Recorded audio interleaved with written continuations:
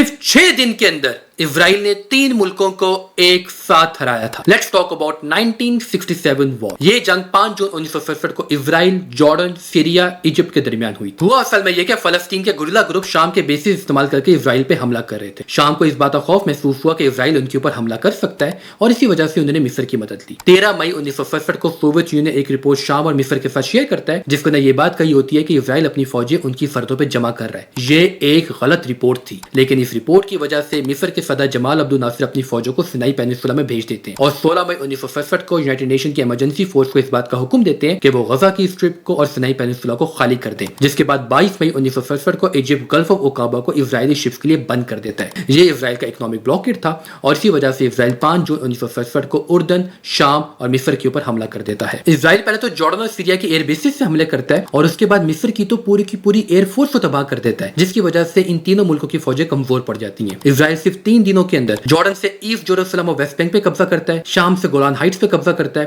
اور مصر سے غزہ اسٹرپ اور سینائی پیننسولا پہ قبضہ کرتا ہے. یہ جنگ 10 جون 1967 کو یونائٹڈ نیشنز کی ثالثی کے بعد ایک سیز فائر کے تحت ختم ہو جاتی ہے، لیکن اس جنگ سے ہونے والے اثرات مڈل ایسٹ آج بھی محسوس کر رہے ہیں. اس جنگ کے اندر ایک پاکستانی پائلٹ سیف الاعظم اسرائیل کے 3 جہاز بھی گراتے ہیں، لیکن انشاءاللہ اس کہانی کے بارے میں ہم پھر کبھی بات کریں گے.